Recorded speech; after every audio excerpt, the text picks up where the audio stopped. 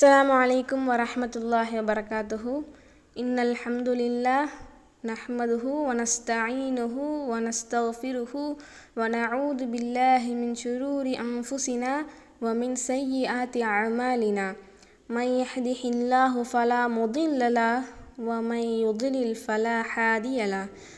وأشهد أن لا إله إلا الله وحده لا شريك له وأشهد أن محمدا عبده ورسوله. அல்ஹம்துலில்லாஹ். போன பதிவிலே நபி ஸல்லல்லாஹு அலைஹி வஸல்லம் அவர்களின் காலத்திற்கு முன்றைய காலத்தில் எவ்வாறு ஜக்காத் பேணப்பட்டது, அல்லாஹ் எவ்வாறு கடமையாக்கினான் என்பதை பற்றி பார்த்தோம். இன்றைய பதிவில் நபி ஸல்லல்லாஹு அலைஹி வஸல்லம் அவர்களின் காலத்தில் ஜக்காத் உடைய நிலை என்ன அப்படின்னு சொல்லி பார்க்க போகிறோம்.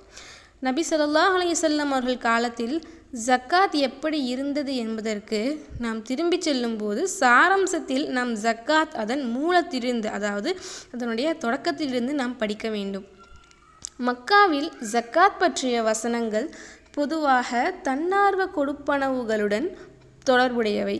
மேலும் எவ்வளவு கொடுக்க வேண்டும், யாருக்கு கொடுக்க வேண்டும் என்பதை தீர்மானிக்கும் உரிமை தனிநபர்களின் நம்பிக்கை மற்றும் சொந்த மனசாட்சிக்கு விடப்பட்டது. அதாவது நபி ஸல்லல்லாஹு அலைஹி வஸல்லம் அவர்களுடைய காலத்தில் அந்த ஜக்காத் யார் யார் எவ்வளவு அவங்கவுங்களுடைய சம்பாத்தியத்திலேருந்து அவங்கவுங்களுடைய உரிமைக்கு ஏற்பதான் அவங்க கொடுத்தாங்க அப்படின்னு சொல்லி அல்லாஹ் சொல்கிறான்.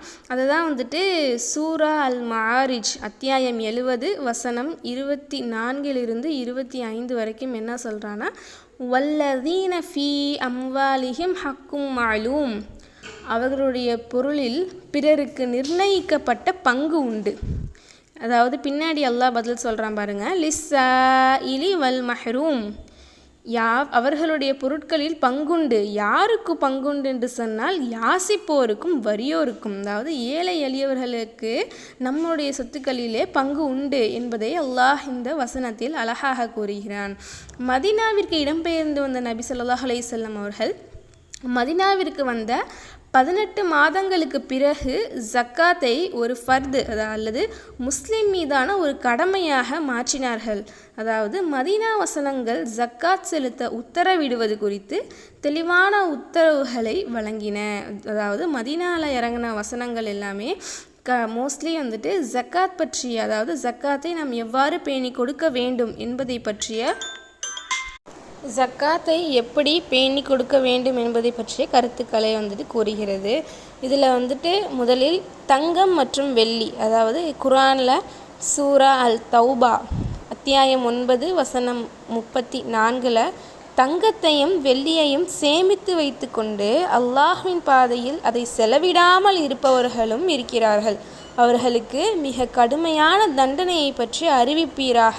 அதாவது தங்கத்தையும் வெள்ளியையும் சேமித்து வைத்துக்கிட்டு அதை ஏழை எளியவர்களுக்கு, அதிலிருந்து தர்மம் செய்யாமல் இருப்பவர்களுக்கு கடுமையான தண்டனை இருக்குது அப்படின்னு நபி ஸல்லல்லாஹு அலைஹி வஸல்லம் அவங்கள அவங்களுடைய உம்மத்துக்கு அறிவிப்பீராக அப்படின்னு சொல்லிட்டு அல்லாஹ் ஒரு ஆயத்தை இறக்கி வச்சுருக்கான். அடுத்து பயிர்கள் மற்றும் பழங்கள், அதாவது விவசாயி அவங்க இருப்பாங்க இல்லையா, அவங்களுக்கு அல்லாஹ் என்ன சொல்கிறான் அப்படின்னா, அவற்றின் பழங்களை அவற்றின் பருவத்தில் உண்ணுங்கள், ஆனால் அறுவடை சேகரிக்கப்படும் நாளில் உரிய நிலுவைத் தொகையை செலுத்துங்கள் அப்படின்னு சூரா அல் அன்ஆம் அத்தியாயம் 6 வசனம் 141 அல்லாஹ் அழகிய முறையில் கூறுறான். அது மட்டும் இல்லாமல் வியாபாரத்தில் இருந்து கிடைக்கும் அந்த வருமானத்தை நாம் எவ்வாறு செலவு செய்ய வேண்டும் என்று குர்ஆன் பேசுகிறது. சூரா அல் பக்கரா அத்தியாயம் 2 வசனம் 267 ஈமான் கொண்டோர்களே, நீங்கள் சம்பாதித்த நல்ல பொருட்களில் இருந்து கொடுங்கள் அப்படின்னு அல்லாஹ் நம்மளுடைய சம்பாத்தியத்திலிருந்து வந்த பொருட்களை நீங்கள் ஜக்காத்தா தானம் தர்மமாக கொடுங்க அப்படின்னு சொல்கிறான். பூமிக்கு அடியில் இருந்து செல்வம், அதாவது சூரா அல் பக்கரா அத்தியாயம் 2 வசனம் 267 மேலும் பூமியிலிருந்து உங்களுக்காக நாம் உற்பத்தி செய்தவற்றிலிருந்தும் கொடுங்கள் அப்படின்னு அல்லாஹ் கூறுறான். இந்த குர்ஆன் வசனம் பொதுவாக ஜக்காத்தை குறிப்பிடுகிறது. அதாவது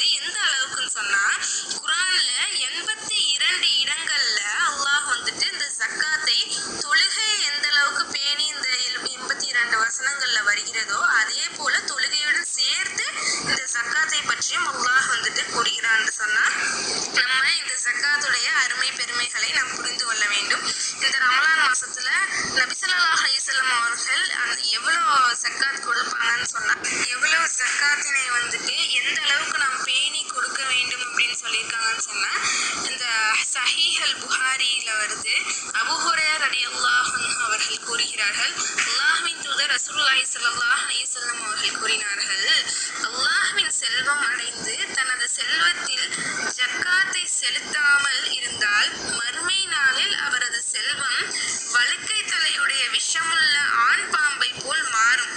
கண்களில் 2 கரும்புள்ளிகள் உள்ளன. பாம்பு அவரது கழுத்தை சுற்றி வளைத்து, உங்கள் செல்வத்தை கடிக்கிறேன், நான் தான் உங்கள் செல்வம் அப்படின்னு சொல்லிட்டு அவங்க அந்த ஜக்காத்தை யாரு தனக்கு வழங்கப்பட்டதிலிருந்து ஏழைகளுக்கு கொடுக்காம இருக்காங்களோ அவங்கள வந்துட்டு இவ்வாறு ஒரு பாம்பின் மூலியமாக அல்லாஹ் வந்துட்டு வேதனை செய்வான்னு சொல்றாங்க.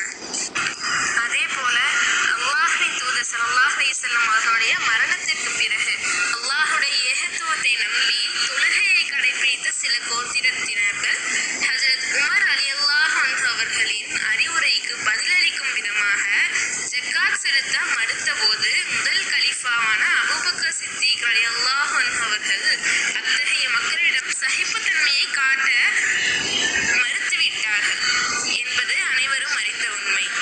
அல்லாஹ்வின் மீது ஆணையாக அவர்கள் கூறுகிறார்கள், அந்த மக்களிடம் அவர்கள் சென்று கூறுகிறார்கள், அல்லாஹ்வின் மீது ஆணையாக ஜக்காத்தில் இருந்து தொழுகையை பிரிப்பவர்களுக்கு எதிராக நான் நிச்சயமாக போர் தொடுப்பேன் என்று வெளிப்படையாக கூறுகிறார்கள். அந்த அளவிற்கு ஜக்காத்தை நபி ஸல்லல்லாஹு அலைஹி வஸல்லம் அவர்களுடைய காலத்தில் அந்த அளவுக்கு பேணி பாதுகாப்பாக கடைபிடித்து வந்திருந்தனர் என்பதை நாம் அறிய முடிகிறது. அதே போல ஜக்காத்தையும் சதக்காவையும் நாம் சரியாக வழங்கும் பொழுது அதனை நாம் ரகசியமாக வழங்க வேண்டும். இப்பெல்லாம் நம்ம ஒரு சதக்கா செஞ்சாலும் அதை ஃபோனில் ஸ்டேட்டஸ்லாம் போடுறது அந்த மாதிரி இருக்கக்கூடாது. அல்லாஹ்வின் தூதர் வந்து ஸல்லல்லாஹு அலைஹி வஸல்லம் அவர்கள் கூறியதாக அபூ ஹுரைரா ரலியல்லாஹு அன்ஹு அவர்கள் அறிவிக்கிறார்கள், அல்லாஹ்வின் நிழலை தவிர வேறு நிழல் இல்லாத நாளில், அதாவது மறுமை நாளில் அல்லாஹ் தனது நிழலால் 7 பேரை பாதுகாப்பான். எத்தனை பேர்? 7 பேர். அவர்கள் நீதியுள்ள ஆட்சியாளர், அல்லாஹ்வின் வழிபாட்டால் வளர்ந்த இளைஞர், பள்ளிவாசல்களில் பற்று கொண்ட இதயம் கொண்ட ஒருவர், அல்லாஹுக்காக ஒருவரை ஒருவர் நேசித்து சந்தித்து பிரிந்து செல்லும் 2 நபர்கள், உயர் பதவியில் இருக்கும் ஒரு அழகான பெண், ஒருவரை மயக்கும் ஒரு ஆண், ஆனால் அவர் நான் அல்லாஹுக்கு அஞ்சுகிறேன் என்று கூறி தர்மம் செய்து அதை அதிக அளவில் வலது கை என்ன கொடுத்தது என்று தெரியாத அளவுக்கு மறைப்பவர் மற்றும் தனிமையில் அல்லாஹ்வை நினைவு கூர்ந்து கண்ணீர் வடித்தவர். அதாவது அல்லாஹ் மறுமை நாள்ல 7 பேரை தன்னோட நிழலே இல்லாத நாள்ல அர்ஷின் கீழே இந்த 7 பேரும் நிற்பாங்க. அதுல ஒருத்தரும் யாரு? வலது கைக்கு தெரியாம இடது கைக்கு என்ன கொடுத்தோன்னே தெரியாம வலது கையால சதக்காவோ தர்மமோ செஞ்சிருப்பாங்க இல்லையா?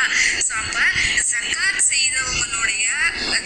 செய்தவங்களும் மறுமை நாளோட அந்த அர்ஷின்கள்ல வந்துட்டு அல்லாஹ் பாதுகாப்பான் அப்படிங்கிறத இந்த ஹதீஸ் மூலமாக நாம் அறிந்து கொள்ள முடிகிறது. அதாவது ஒரு நாளுமே நம்ம வந்து ஜக்காத்துடைய நன்மைகளை பற்றி தான் பார்த்து கொண்டு வருகிறோம். அதுபோல இந்த புனிதமுள்ள இந்த ரமலான் மாசத்துல அல்லாஹ் உங்களுக்கும் எனக்கும் அதிகமான ஜக்காத்தை பேணி கொடுப்பவர்களாக உங்களையும் என்னையும் ஆக்கி அருள் புரிவானாக. ஆமீன். இந்த பதிவை வந்துட்டு ஃபுல்லா கேளுங்க. அப்போதான் நான் வந்துட்டு என்ன சொன்னேன் அப்படிங்கிறது உங்களுக்கும் வந்துட்டு புரியும். நான் கூறியதில் ஏதேனும் தவறுகள் இருந்தால் அல்லாஹ் அதை மன்னித்து கொள்வானாக. ஆமீன். இந்த ரமலான் மாசத்துல நான் வந்துட்டு இந்த ஜக்காத்தை நம்ம எந்த அளவுக்கு, அதாவது அபூபக்கர் ரலியல்லாஹு அன்ஹு அவர்கள் என்ன சொல்லியிருக்காங்க, தொழுகையை செஞ்சுட்டு இந்த ஜக்காத்தை கொடுக்காம இருந்தீங்கன்னு சொன்னா நான் உங்க மேல போர் தொடுப்பேன். அந்த அளவுக்கு அவங்க சகிப்புத்தன்மை இழந்த அந்த மக்களிடம் வந்துட்டு அவங்க எச்சரிக்கை செய்யறாங்க அப்படிங்கிற சொன்னா, அப்போ நம்மலாம் வந்துட்டு எந்த அளவுக்கு சதக்காவை பேணி பாதுகாக்கணும் அப்படிங்கிறத பாருங்க. அது மட்டும் இல்லாம இந்த நோன்பு நாளையில தான், அதாவது நம்ம ஒரு நன்மை செஞ்சோம்னு சொன்னா அது அல்லாஹ் 100 மடங்கு நன்மையா நமக்கு வந்து ஆக்கி தருவோம் இல்லையா? நம்ம எந்த அளவுக்கு குர்ஆன் ஓதுறோமோ அந்த அளவுக்கு அதோட தமிழ் ஆக்கத்தையும் நம்ம வந்துட்டு படிச்சு தெரிஞ்சுக்கணும். அதுல குர்ஆன்ல எடுங்க, நிறைய எடுத்து ஆய்வு பண்ணி பாருங்க. நீங்களும் ஜக்காத்ல அல்லாஹ் வந்துட்டு என்னென்ன சொல்லியிருக்கான் அப்படிங்கிறதையும் பாருங்க, நிறைய ஆய்வு பண்ணுங்க. இன்ஷா அல்லாஹ் அல்லாஹ் உங்களுக்கும் எனக்கும் ஜக்காத்தை பேணி கொடுக்கும்படியான வாய்ப்பை இந்த ரமலான் மாசத்துல அதிகமாக தருவானாக. ஆமீன் ஆமீன். வாஹித்.